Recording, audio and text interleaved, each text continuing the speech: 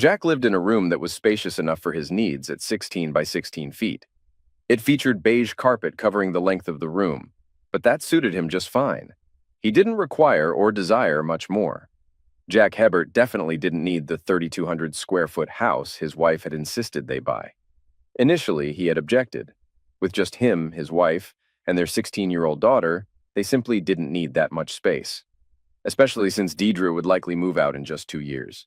She had been talking nonstop about going to Florida State ever since she saw a photo of the campus. But as usual, Jack gave in and made the 25% down payment of $52,500. Then, 2 years after Deidre left, Jacqueline hit him with the usual, "We've grown apart. It's not you, it's me, and this will help us reconnect." He wondered how a 47-year-old woman having a 31-year-old lover was supposed to help them reconnect. But this time, to Jacqueline's surprise, Jack didn't give in. He didn't just agree.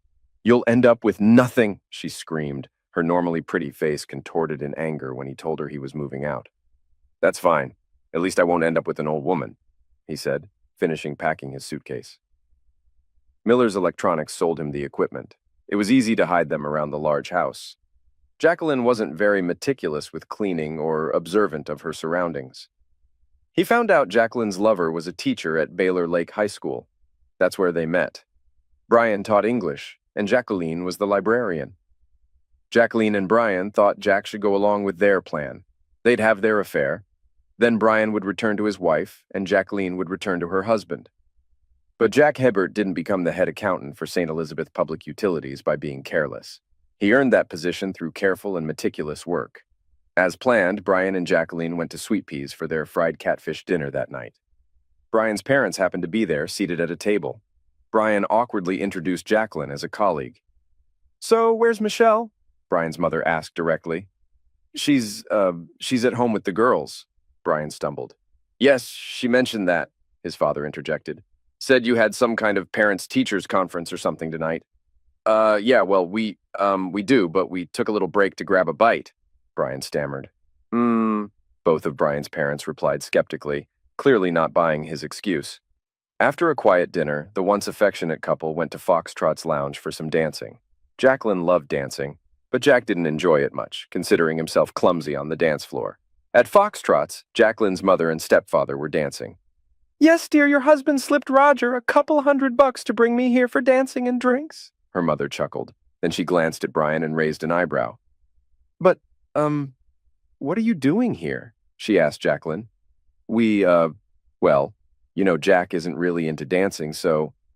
Jacqueline trailed off. "Come on, Monique, they're playing our song," Roger insisted. "That's not our song, you old goof," Monique laughed, letting Roger lead her back onto the dance floor. But Jacqueline was determined to proceed with her affair, if only to defy her uptight husband and salvage her evening. Brian didn't mind. The dinner and dancing had just been a means to an end for him. "Wow, nice house," Brian whistled as he pulled up to the South Shore Baylor Lake home. "Thank you," Jacqueline said with a coy smile. They entered the house, Brian giving Jacqueline's backside a playful squeeze. "Hello, Brian," Michelle greeted from the living room couch. What? What are you doing here?" Brian nearly shouted. "Oh, I thought I'd show your wife and daughters where you'd be living," Jack Hebert said, entering the room with a box of his belongings. "Hi, Jacqueline. I just came by to pick up a few more things." "I already told you." "Yeah," Michelle said, her voice tight. "I told you after Stacy. I told you that's it." The pregnant woman struggled out of the soft couch, walked over to Brian, and slapped him hard across the face. "Well, looks like you all have a lot to talk about, so I'll be on my way," Jack smiled. "The girls really enjoy the swimming pool." "You a hole?" Jacqueline snarled at Jack as he walked away. "By the way, you owe Danny $12 for babysitting Mealy and Mandy tonight," Jack added, pointing to the neighbor girl playing with the girls in the pool. Then he left the house. They had almost $84,000 in equity in the house. Jacqueline screamed, cried, and begged Jack for forgiveness. She couldn't bear to lose the house or the nearly $17,000 worth of furniture she'd bought. Her new Mercedes-Benz still had 3 years left on the loan. Jacqueline pleaded and cried for Jack to forgive her. She knew she couldn't afford the car on her own salary, and she nearly fainted when Parker Johnson, her lawyer, delivered the news. Jacqueline would be responsible for half of Deidre's tuition and living expenses for as long as she was in college. She also struggled to make ends meet on the salary of a public school librarian. Oh, no, honey, Monique chuckled dryly when Jacqueline suggested moving in with them. But it's just until I can, Jacqueline protested. Honey, it's a two-bedroom condo, Roger pointed out. I am so thankful your father isn't here to see this, Monique remarked. She gave her daughter a pointed look. Remember? Monique prompted. You brought that Jack Hebert boy home, and your father warned you that he was trouble. He'd be shocked to see how wrong he was. Their eldest, John Jr., called his dad. Dad, Mom's asking if she can stay here, JJ said. Son, if you've got the space, then of course let her stay, Jack replied. Well, it's just, I don't want any trouble, JJ admitted. Son, that woman changed your diapers, took care of you, fed you all those years. If you have the space, give it to her, Jack insisted. Love you, Dad, JJ said. Michelle Melançon kept her word. She didn't forgive Brian for his attempted affair. Brian found it impossible to live on half his salary and ended up moving back in with his parents. At least this arrangement allowed Brian's parents to spend plenty of time with Amelia and Amanda, their two granddaughters. When Michelle had her baby, Barry Melançon, named after her father, they got to see him often too. Barry? I thought we were naming him after me, Brian complained. We were, Michelle snapped. But your little Johnson made sure there's no we anymore. Jack initially planned to stay in the apartment temporarily, but he grew to enjoy not spending hours on chores like cutting grass, raking leaves, mulching gardens, planting flowers, or vacuuming the pool. He also discovered he liked not having to change wallpaper, paint spare bedrooms, or replace old carpets. Cleaning out the garage, attic, and tool shed was another task he didn't miss. Jack kept his furnishings minimalistic. He developed a passion for cooking. Jacqueline used to complain about his mess in the kitchen, but here he had to choose between microwaving endless frozen dinners or learning to cook. He chose the latter and enjoyed it. One evening, driving home with a new recipe for blackened chicken, he noticed a colorful building out of the corner of his eye. Jack had driven past the same building every day without really noticing it. Why he chose to glance over at that moment was a mystery to him. The curtains were drawn back, revealing a plate glass window labeled Kizzy's School of Dance. Inside, 7 couples were gracefully twirling and gliding. A car horn snapped him out of his trance, prompting Jack to turn into the building's parking lot. He stayed in his car, captivated by the sight. An attractive young woman with a radiant smile on her face demonstrated basic dance moves to her students, then encouraged them to practice. Even without hearing the music, Jack imagined the fluid motions and melodies filling his mind as the dancers moved. As the class ended, some couples lingered to chat, while others headed to their cars in the twilight. Jack made a spur-of-the-moment decision and stepped out of his car. Hi, can I help you? The young instructor asked, breaking away from an older couple. Yeah, do you teach singles? I'm not part of a couple, but watching them dance was beautiful, Jack stammered awkwardly, questioning why he was even there. Kizzy smiled warmly and took his nervous hands in hers. Boy, are you in luck today, she assured him. Okay, Jack agreed reluctantly.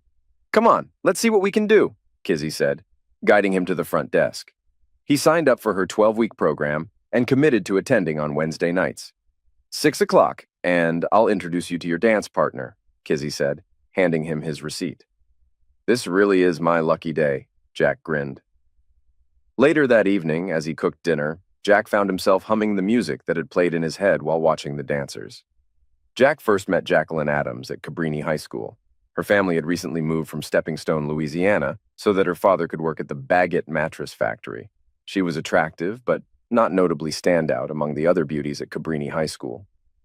Jack Hebert was far from standing out among the elite at Cabrini High School. He wasn't particularly good-looking, wealthy, or athletic. He didn't own a nice car, didn't have a poetic soul, and couldn't dance. But he was intelligent. After being overlooked by the popular crowd at Cabrini High School for a few weeks, Jacqueline Adams was thrilled when Jack Hebert quietly invited her to Jade Garden for Chinese food.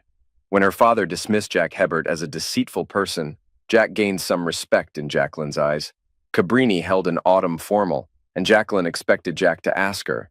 As the event neared, she finally asked him when he planned to invite her. I can't dance, he confessed to her, so she went with Joe Manzella instead, and suddenly Jacqueline and Joe became a couple. Jack felt a bit disappointed and hurt, but he was also practical. They were both 18 and free to date anyone they wanted. In a few months, he would attend the University of Southwestern Louisiana in Lafayette, while Jacqueline could go wherever she wanted, likely never crossing paths again. But Joe's smirk did irritate Jack.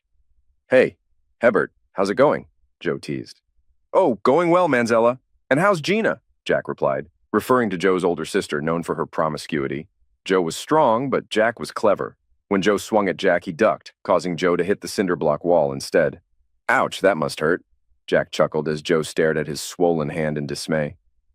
Jacqueline attempted to make Jack jealous by dating other boys, but eventually admitted defeat and returned to him. She skipped the winter formal and the spring formal because Jack couldn't dance. 29 years later in apartment 2B, Jack was eager to finally learn how to dance. It was Wednesday, and Jack dressed in his burgundy shoes, medium brown suit, light blue shirt, and burgundy tie.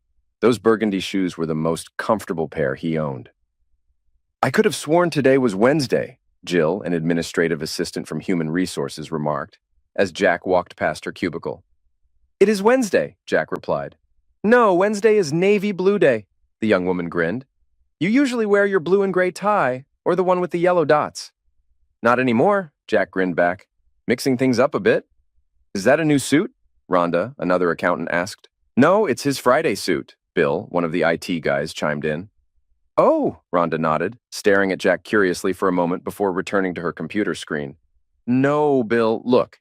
It's stuck on something. I can't get to the next page." If wearing a different suit caused a small stir in the office, Jack leaving 20 minutes early nearly caused a panic. He drove to Tommy's Po' Boys, a small restaurant next to the dance school, and almost ordered his usual ham and cheese with olive dressing. "No, you know what? Give me a large shrimp. There's hot sauce on the table, right?" "Yeah, shrimp and a Coke," Jack ordered. He enjoyed his sandwich thoroughly, checked his watch again, and then walked next door. Nervously sucking on a mint, Jack stood apart from the other patrons, who were all couples. "Great, you're here," Kizzy exclaimed upon spotting Jack. "I'd like you to meet Michelle Melançon, your partner." The last time Jack had seen her, Michelle had been 7, almost 8 months pregnant. All he remembered was that she was a pretty, plump young woman with 2 very pretty little girls, and her face had been blotchy from tears and red with anger. Michelle Melançon stood at 4 feet 11 inches and probably weighed around 170 pounds. Her face was small and round, with a button-like mouth, a short nose, and big brown eyes that were also round. Her bright carrot orange hair was tightly coiled and kept fairly short. Her breasts were more than a handful. Her belly still carried some baby fat. Her hips were round and her backside was also round. In her snug jeans, her thighs looked thick and round. Michelle's entire appearance was rounded. "Hi, Bubbles," Jack greeted her without thinking, which made her burst into laughter. "Why you call me that?" she chuckled. "I don't know," Jack admitted, blushing slightly as they became the center of attention among the other couples. "It just came to mind." Jack learned that Michelle's parents had paid for 12 weeks of dancing lessons for her as a way to get her out of the house for a couple of hours. When Michelle arrived for her first lesson, Kizzy had no male partners available for her. Michelle didn't mind and sat watching the class, admiring their movements. "Then Kizzy texted me to come here this Wednesday," Michelle bubbled. By the end of the first lesson, Jack was covered in sweat. He had to remove his jacket halfway through, and then Michelle reached up, loosened his tie, and unbuttoned the top button of his shirt without thinking. "There, isn't that better?" she asked as they danced another box step. "Relax, Jack. Let the music move you," Kizzy encouraged. When the lesson ended, Michelle eagerly took his hand. "Will you be here next week? Please say you will. I had such a great time," she bubbled. "You had fun? Dancing with an old guy like me?" he teased, picking up his suit jacket. "You're not old," she insisted. "Twice your age," he pointed out. "Yeah, well, still," she shrugged. "I'll be here," he assured her with a smile. While dancing with her, Jack tried to look into her big brown eyes, but sometimes his gaze would drift down to her impressive chest. Whenever he noticed, he quickly redirected his eyes back to hers, and she would smile warmly at him, making him blush. As she exited the building energetically, he couldn't help but admire her curvy backside in those snug jeans. As if sensing his gaze, Michelle turned at the door and flashed him a wide smile. "Did you have fun?" Kizzy asked. "You know what? I really did. I mean, I know I'm not great at it, but I really enjoyed myself," Jack admitted. "First off, you're not bad at all. You're just starting out," another woman chimed in. "And secondly, dancing is all about having fun," her partner added. "Focus on having fun, and the rest will follow." "Couldn't have said it better myself," Kizzy agreed. The next morning, Jack went to his closet intending to grab his Thursday suit, but ended up choosing his Wednesday suit instead. Now I'm completely confused, Jill teased as he walked down the hallway. He just smiled. His cell phone buzzed and he saw it was JJ, so he answered. Dad, you won't believe this, but Shauna… JJ began nervously over the phone. Is your mom driving you crazy? Jack interrupted. Yeah, did you hear the school let her go? JJ asked. No way, Jack exclaimed. Yeah, and that guy Brian, too, JJ confirmed. Wow, Jack responded. Any idea why? Did she say… No, I tried asking, but she just said she doesn't want to talk about it, JJ explained. Jack recognized that phrase. Jacqueline used it whenever she was in a tight spot and wanted to avoid discussing something. And with Shauna, the baby is due soon, and… JJ continued. All right, I'll talk to her, Jack sighed. They met at Jade Gardens. Jack couldn't help but smile sadly. Clearly, Jacqueline thought it was a date. She had applied heavy makeup and squeezed into a dress with a low neckline. A year ago, Jack might have been excited to see her dressed like that, anticipating a romantic evening. But today, the outfit seemed worn and ill-suited for an older woman not aging gracefully. Well, don't you look nice, he said kindly, taking his seat across from her. Thank you, and you look… Is that a new suit? Jacqueline noticed. Yeah, I wore the wrong one the other day and almost gave everyone a heart attack, Jack chuckled. Realized I'd become too predictable, so I donated all my old suits to Goodwill and got all new ones. Well, that must be nice, Jacqueline said bitterly. Yes, it is nice, Jack replied cheerfully. The waitress approached and asked if they were ready to order. You know, Jacqueline, I know your usual order by heart. You get the same thing every time, Jack remarked. But I bet you $1,000 you can't guess what I want. She stared at him, trying to think of his usual order. Ready to order? The waitress asked again. She'll have spring rolls and sweet and sour pork, right? Jack said. Right, Jacqueline confirmed. And I'll have sweet iced tea and kung pao chicken with fried rice. Jack finished the order. So, how have you been? Jacqueline inquired. I'm good, Jack replied. Work's going well, got a new place to myself, just mentioned my new suits. Prices have gone up since our last purchase, and Rhonda announced she's pregnant, so I'll need to find a temp. And you? The waitress set down his sweet iced tea, and Jack nodded in thanks. Jacqueline complained about losing her job, living with JJ and his wife, and feeling disliked by Shauna. Deidre was still upset with her, but Penelope and Percy were at least kind to her. But neither of them has any room, she concluded sadly. Well, get your own place, you're an adult, Jack suggested as their food arrived. With what? My good looks? Jacqueline snapped. I just lost my job, remember? Well, if you can't use your looks, try your charming personality, Jack joked. Screw you, Jack, Jacqueline retorted. Let's just eat, Jack said. Seriously, every time I order this, it seems hotter than the last. As Jack ordered a bowl of chocolate ice cream for Jacqueline and Neapolitan for himself, she brought up the idea of getting back together. No way, he grinned, even as she leaned forward, revealing her sagging breasts. But why not? She almost yelled. So I can wait around for the next time you say we've drifted apart, and it's not you, it's me needing excitement, just closeness to strengthen our relationship? Jack asked, spooning some ice cream into his mouth. Jacqueline thought about throwing her ice cream at him and his fancy suit. The waitress returned and dropped the bill on the table. Jack quickly checked it and placed his credit card on the tray. The waitress hurried away without a word. It could have been hormones, Jacqueline suggested. I'm getting older. My periods are becoming irregular. Instead of seeing Dr. Pellier about it, you decide to be with another man, Jack said, signing the bill and leaving a flat 15% tip. But he understood. You were always too busy, and Brian… Jacqueline whined. I was busy with all the stuff you insisted had to be done right then, Jack said, standing up. I was always running around with our daughter. He shook his head sadly. I've heard all these excuses. My fault. Hormones.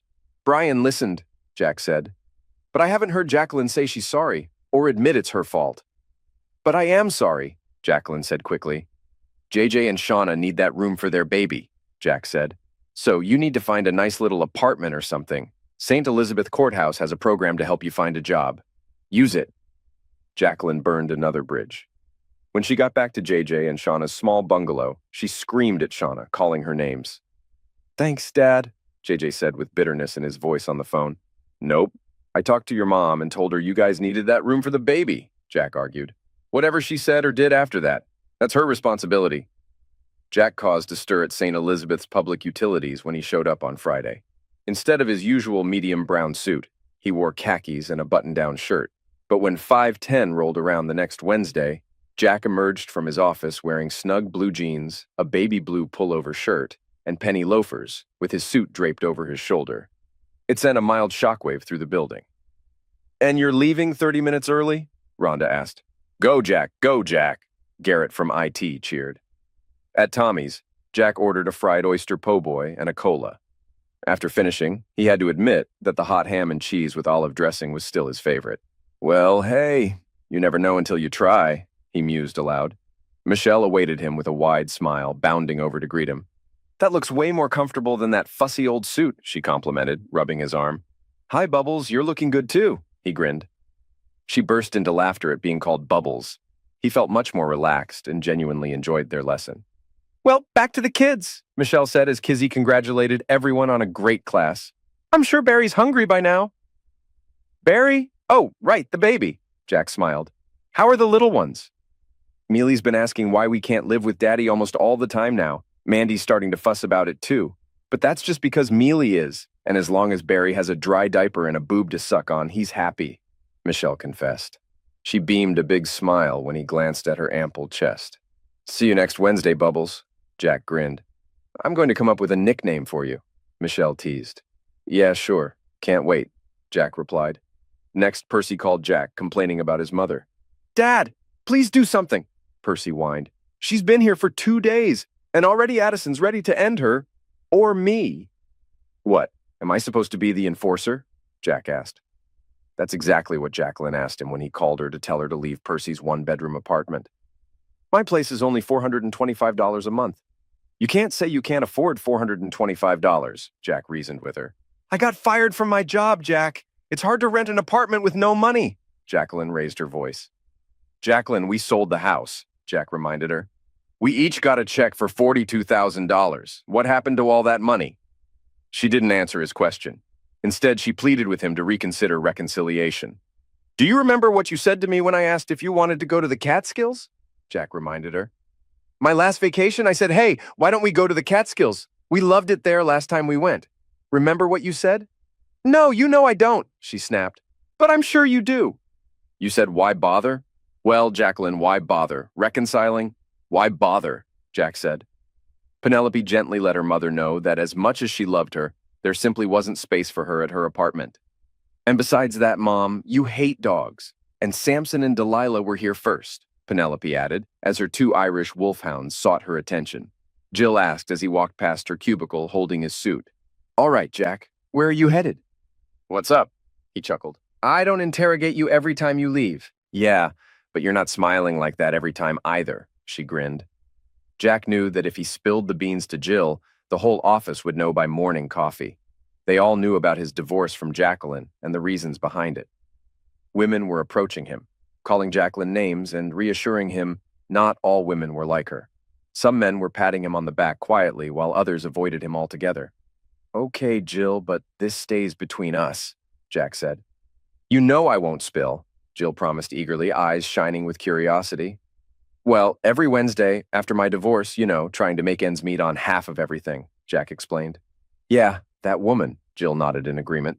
"But anyways, I make some extra cash posing as a male model for the art classes at ULD, Jack whispered. "You do what?" Jill exclaimed, eyes widening in disbelief. "Yeah, University of Louisiana at DeGard," Jack confirmed.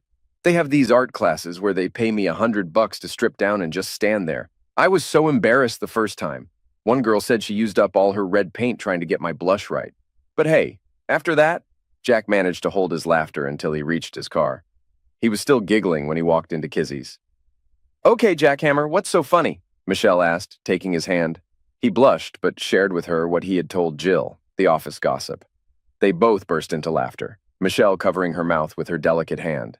"Well, I'd definitely pay to paint you," she confessed as Kizzy called the class to order. "Okay, Jackhammer, you ready?" Michelle teased. "Yeah, that's what all the ladies call me," Jack replied, causing Michelle to blush immediately. "I didn't mean it like that," she exclaimed, playfully slapping his arm. "Any issues here?" Kizzy asked with a smile. "Yeah, she just hit me," Jack joked. "You should have heard what he said," Michelle retorted. "I'll come up with a different nickname," Michelle promised as they danced. Sure thing, Bubbles. Jack grinned and spun her around. That's it, keep going, Kizzy encouraged. A few other couples joined in the encouragement, and both Jack and Michelle grinned broadly. Do you want to? Jack stuttered as Kizzy ended the class. Michelle smiled up at him, her smile making him even more nervous, but he pushed through. Would you like to grab a cup of coffee or something? He asked. Can't, Michelle replied. Remember, I'm breastfeeding. Oh, right, I totally forgot, Jack nodded in agreement. But how about a big malt at Clark's? Michelle suggested, taking his hand in hers. Yeah, that sounds great, Jack agreed, smiling through his blush. We'll take your car, Michelle decided. However, when she saw that Jack drove a smart car, she nudged him toward her minivan. I'm not squeezing into one of those, she declared. It's like trying to fit a basketball into a golf ball. Come on, they're bigger than they look, Jack protested, but he got into her minivan. She sent a quick text to her parents letting them know they were stopping at Clark's. Yes, it's a date, she texted back when her mother asked. Before they could make the short drive from Kizzy's School of Dance to Clark's drive-in, Michelle's phone buzzed 8 times. Do you want to answer that? Jack asked. No way, it's my family trying to drive me crazy, she said after glancing at her phone. Michelle got a large chocolate malt, and Jack opted for a vanilla cone dipped in chocolate. So, Jack Rabbit, why did you decide to take up dancing? Michelle asked, as Jack watched the cute waitress skate away, her backside outlined by the familiar red shorts. Jack Rabbit, huh? Jack grinned. Yeah, that's what my lady friends like to call me. Forget it, Michelle laughed as her phone buzzed again. And stop checking out all those girls in shorts, she ordered. Oh, I was just thinking about how good you'd look in them, Jack blurted out before he could stop himself. Before she could respond, a police car pulled into the space next to them. Seriously? Michelle exclaimed as her older brother stepped out of the police car. Is there a problem with your phone? Officer Richard Voisin asked his younger sister. No, I'm ignoring it, just like I'm ignoring you, she snapped. Uh-huh, Richard smirked. Hi, I'm... Jack began to introduce himself. Jonathan Archibald Hebert, Sr., Richard interjected. I ran the tags on your car. Really? Michelle groaned. Can't I just enjoy my malt in peace? Richard affectionately pinched his sister's nose. After what Brian did to you, we can't let just anyone into the family circle without checking them out, Richard said, nodding at Jack. Don't worry about answering your phone, he assured Jack as he started to walk around his car. I've already given everyone the all clear on Jack. I hate you, Michelle yelled at him.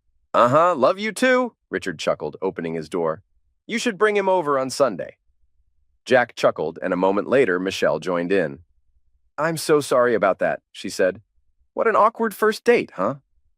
Actually, I think this is turning out to be a great first date, Jack replied. And that's what I'm going to call you, she giggled after taking a big slurp of her malt. Archibald, huh? Auchie? Oh, please don't, he protested. Oh, but Auchie, she teased. Her phone buzzed a few more times, but she ignored it while they enjoyed their ice cream treats. When she parked next to his car, the only one in the lot at Kizzy's School of Dance, they continued their quiet conversation. Michelle noticed Jack becoming increasingly nervous. You trying to kiss me, Auchie? She finally asked. Yeah, I want to, he admitted. She grabbed his shirt front and kissed him. Give me your phone number. You're coming over for Sunday dinner, whether you like it or not, she insisted after they pulled apart. 31 messages? She exclaimed, checking her phone again. Seriously? After another long kiss, Jack stepped out of her car, waved, and drove off, leaving her to deal with 31 text messages. Jack entered the building, and Whitney, the friendly but somewhat naive receptionist at the lobby desk, blushed as she greeted him. Up on the 3rd floor, some women blushed too, while others avoided making eye contact. A few of the men chuckled, and Garrett flashed him a thumbs up. Then Jack recalled what he had joked about with Jill the night before, and couldn't help but burst out laughing. You said you wouldn't tell anyone, huh? He teased Jill when he spotted her in the break room. Oh, but I didn't, she protested, looking guilty. That Sunday, he passed inspection, especially since he wore his Saints pullover shirt with khakis. And look at that, the man knows how to tuck in his shirt, Michelle's father, Barry Voisin, remarked to Michelle's older brother. Mr. Auchie, can we go swimming at your house again? Asked Amelia, Mealy Melançon. Well, I'm sorry, sweetheart, but I don't live in that house anymore, Jack explained. Then he remembered his apartment complex did have a swimming pool. Often, he would return home from work to find various people lounging around the pool. But my apartment does have a swimming pool, he offered. can we go swimming at your apartment? Mandy asked eagerly. Sure thing, Jack agreed. Do you really want to see this body in a bathing suit? Michelle whispered mischievously. Absolutely, Jack replied with enthusiasm. Aw, Chi, you're so naughty, she laughed aloud. He passed inspection again, especially when he told Barry and Richard that he usually went to Red's sports bar to watch the Saints play. Oh man, they used to have the hottest wings. I swear, your tongue would go numb after eating them. Do they still have those wings? Barry inquired. Yes, both Jack and Richard confirmed. If anyone found it a bit odd that Michelle's boyfriend was 20 years older than her, no one mentioned it. Jack and Barry both reached for the final biscuit to mop up the last of the rice, gravy, and smothered steak. Marie Voisin playfully tapped Barry's knuckles with her spoon. He's our guest. You give him that biscuit, she instructed her husband. But I really need that biscuit, Barry complained, patting his full belly. I'm about to waste away here. Well, I wouldn't want that to happen, Jack chuckled. Go ahead and take it. No, you look hungrier than me, Barry grinned broadly. All right then, see you on Wednesday, Jack said as he said goodbye to Michelle's 6 siblings, Mealy and Mandy, her parents, and everyone else. Do I have to wait that long? Michelle asked. Well, no, we can go to side by side and then foxtrots. We've practiced enough, right? Jack suggested. Ooh, side by side, Marie chimed in. Barry, why don't you ever take me to side by side? Because I'm cheap, Barry joked. We're taking my van. I'm not getting in that tiny thing you call a car, Michelle teased, wrinkling her nose at Jack's smart car. Oh, come on. That's a Mercedes-Benz, Jack insisted. That's no Mercedes-Benz, Michelle laughed. Yeah, it is. It's made by Mercedes-Benz, Jack explained. They hugged and kissed for as long as they felt comfortable, with Michelle's entire family watching. Jack promised he'd be there at 6:30 the next evening. Jack marveled at how easily he slipped back into the dialect of his youth. His maternal grandparents spoke mostly Cajun French, while his paternal grandparents spoke heavily accented English mixed with Cajun French when they were excited or frustrated. Many dinner table conversations were a blend of both languages. When Henry Jonathan Hebert and Elise Cynthia Arnaud Hebert wanted to keep something from their children's ears, they spoke in Cajun French to each other. Little did they know, their 3 boys understood Cajun French perfectly well. In high school and college, Jack gradually lost his accent. As an administrator at St. Elizabeth's Public Utilities, he made a conscious effort to speak clearly without his Cajun twang. But an afternoon at the Voisin family table brought his heritage right back. He went online, found Side by Side Steakhouse's number, and left a message for a table for 2 at 6:45 the next evening. Even a call from his ex-wife didn't ruin his good mood. Hi, Jack, it's me, she said sweetly. Yeah, I see that, he replied, resisting the urge to slip into a Cajun accent. Jacqueline used to make fun of the accent when his parents couldn't hear. She also criticized their cooking, calling it unhealthy. Grease isn't food no matter what y'all think, she'd sneer. So Jack was careful not to give Jacqueline any more reasons to criticize him. So, how have you been? She asked. I've been all right, you know, Jack said, then cringed. Well, I finally did it. I got myself a little place, Jacqueline said. Oh, that's good to hear, Jack responded. So, I was thinking maybe you'd like to come over? Jacqueline coaxed, turning on the false charm. What? Why? Jack questioned. Oh, you know, see the place. I'll make stuffed bell peppers, your old favorite, remember? Jacqueline said. Jacqueline, I don't think so, Jack declined. And just like that, Jacqueline's forced cheerfulness faded away. She turned whiny and self-pitying, mentioning that none of their children would talk to her anymore. Deidre, my baby, she hung up on me, can you believe it? She sobbed. Well, I'm busy tomorrow, Jack reluctantly replied. How about Wednesday then?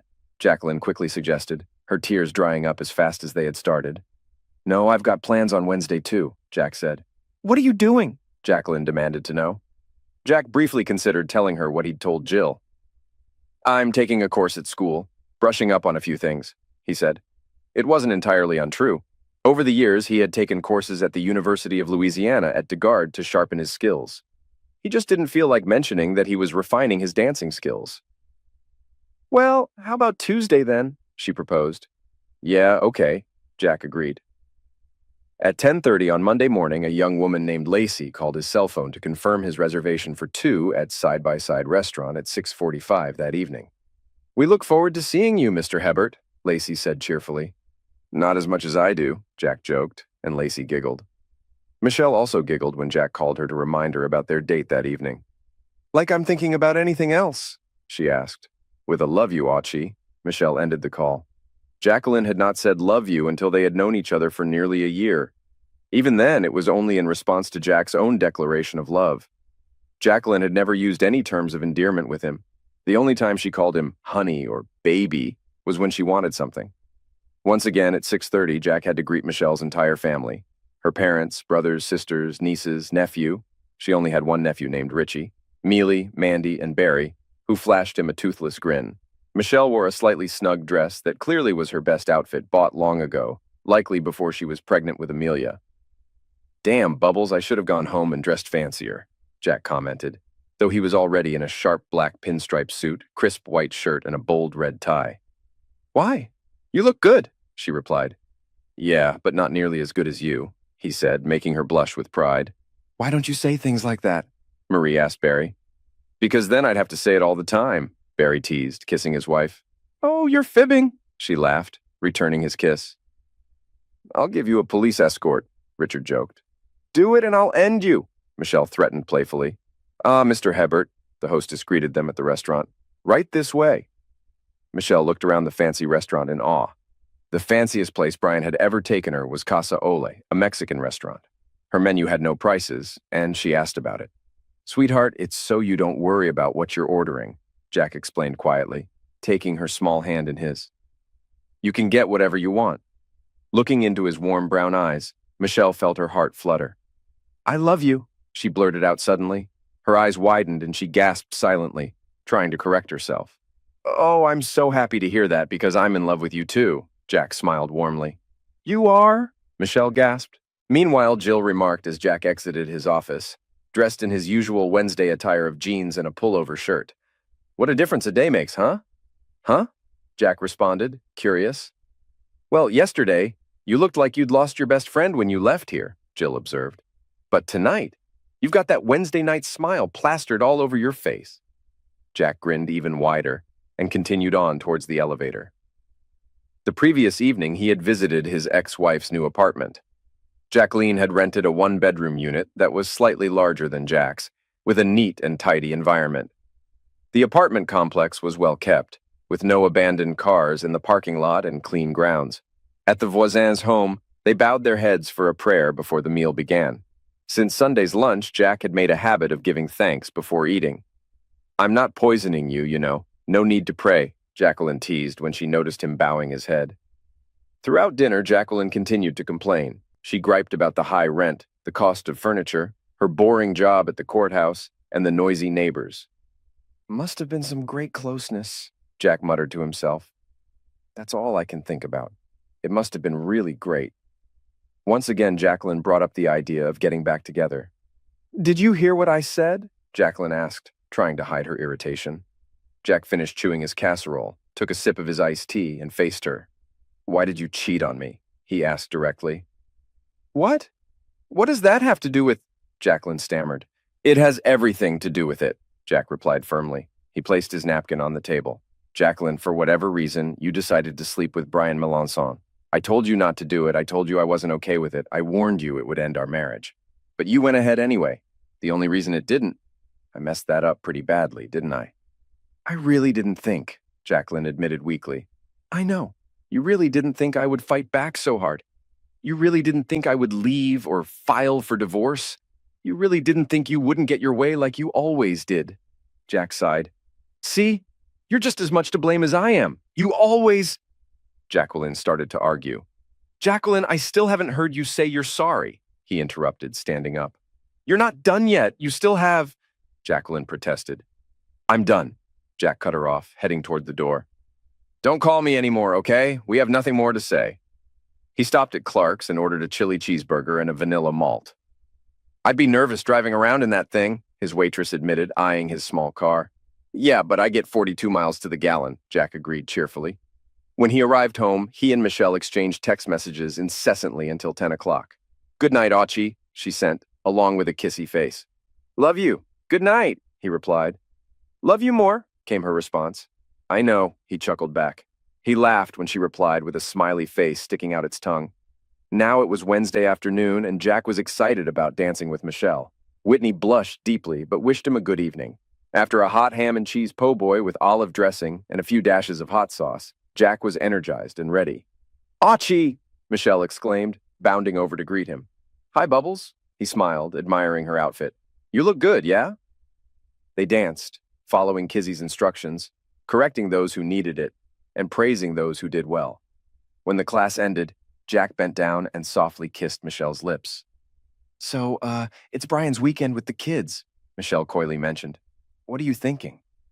"I'm thinking I want to make love to you," Jack blurted out. She kissed him back, standing on her tiptoes. "Okay, that sounds good, yeah," she agreed. On Thursday, Jack had a heart-to-heart talk with Barry, Michelle's father. He learned that Michelle's wedding had been rushed and there was no honeymoon, so Jack planned a romantic weekend getaway. And on Friday, he left work at noon. Jack couldn't help but laugh. Jacqueline's Mercedes-Benz was sitting in the lot of the Superior used car lot. They call them pre-owned, but even the salesperson admitted they're used cars. "You know what? Yeah, give me that one," Jack agreed and bought Jacqueline's car. Then he returned to his small apartment and packed his suitcase. His mood soured slightly when he pulled up to the voisin house and saw Brian Melançon struggling with Barry's car seat and Mandy's car seat. Mealy was already seated in the front. A thought struck Jack. "Here, let me help," he said, taking Barry from Brian. "You get Mandy." "Hi, Mr. Achi," Mealy greeted him. "You're not going to hit me, are you?" Brian asked nervously. "Huh? No, go ahead, get her," Jack reassured him as he quickly secured Barry's car seat. Jack kissed Mealy on the forehead and kissed Mandy, too. "Can I talk to you for a minute? How about Monday night?" Jack asked Brian. "Monday? No, I'm not busy," Brian agreed. Jack then helped Michelle with her suitcase. The 2-hour drive allowed them plenty of time to chat and get to know each other. Michelle shared that Brian had been a friend of her brother Richard's and had always been kind to her. "I mean, I know I'm overweight, but he always says hi and tells me I'm pretty," Michelle said. "Hi, you're pretty," Jack replied. "And because I'm allergic to latex," Michelle added. "I think I know what you're going to say," Jack said with a slight grimace. He had bought a pack of protection, but if Michelle couldn't use latex, they'd have to decide whether to take the risk. Jack hoped, with Michelle looking stunning in her snug pink blouse and khaki shorts, that they'd take the chance. Clearly, Michelle was hoping the same, squeezing his hand frequently. Baton Rouge traffic was as chaotic as ever, and Jack felt relieved when they finally reached Gonzales. Bourbon Street was a new experience for Michelle, who had never been out of Degard, Louisiana. Café du Monde was a delightful treat, and Jack agreed they should eat there every day. As night fell over the city, Michelle took Jack's hand and looked up at him with her big brown eyes. "Let's go back to the room," she suggested. She talked nonstop on the way to the hotel, in the creaky old elevator, and while he struggled with the key card, he pulled her close, hugged her tightly, and then kissed her. "Are you nervous, Bubbles?" Jack asked her softly. "No," Michelle denied, then nodded, burying her head in his chest. "You're about to see me naked and I'm overweight," she admitted. "And you're beautiful too," Jack said. He didn't try to deny that she was overweight. She knew she was 40 to 50 pounds heavier than she wanted to be. Trying to convince her otherwise would have been insincere and dishonest. So, Jack told Michelle the truth. She was beautiful.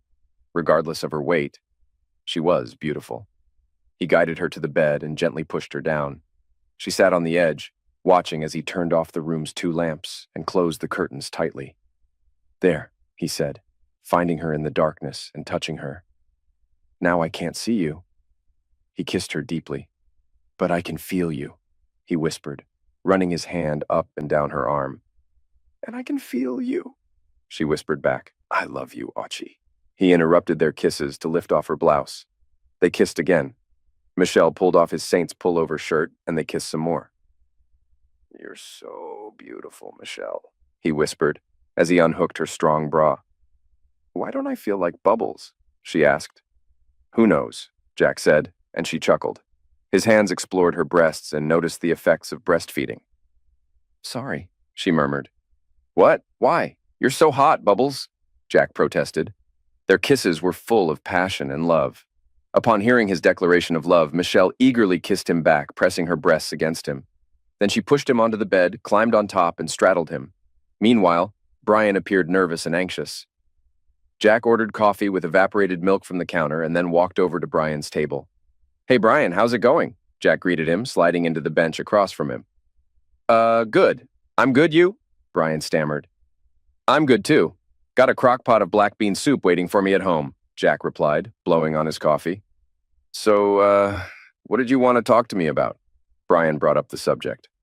Why did my wife want to cheat on me? Jack blurted out, skipping small talk. Huh? Brian was taken aback. Jack had imagined various scenarios, but his direct question wasn't one of them. Jack swallowed a mouthful of scalding coffee and set down his cup. I gave her everything she asked for. That huge house she wanted? I hated it, but I got it. Her car? She had a good Lincoln, but she had to have a Mercedes-Benz, Jack explained, looking at Brian. I'm just trying to understand. I gave her everything. Never cheated, never mistreated her. And then she decides to have a fling. I'm trying to figure out why. She was feeling old, Brian offered. What? So am I. We're all getting older, Jack protested. Brian raised his hand. You asked why, but you won't hear it if you keep talking, Brian said. They stared at each other silently for a moment. Finally, Jack nodded in agreement. She's getting older, Brian continued. Her youngest is out of the house now, Deidre, right? Deidre, Jack confirmed. She's feeling old, maybe not as desirable, Brian elaborated. He smiled and shrugged.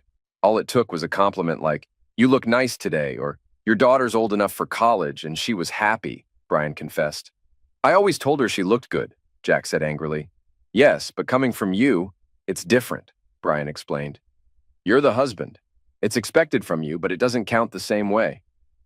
Brian finished his coffee and glanced at the counter. Go ahead, Jack said. Get yourself another.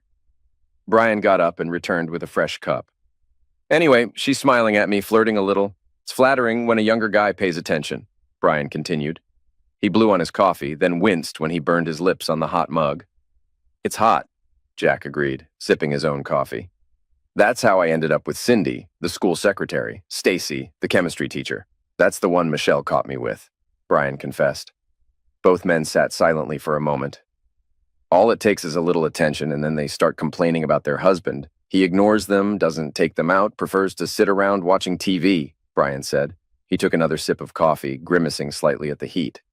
You just got yourself that smart car, Brian recalled. And all I had to do was ask if you were still upset about the Saints losing season, and she started listing all your faults. Brian shrugged. Oh, he bought a new car?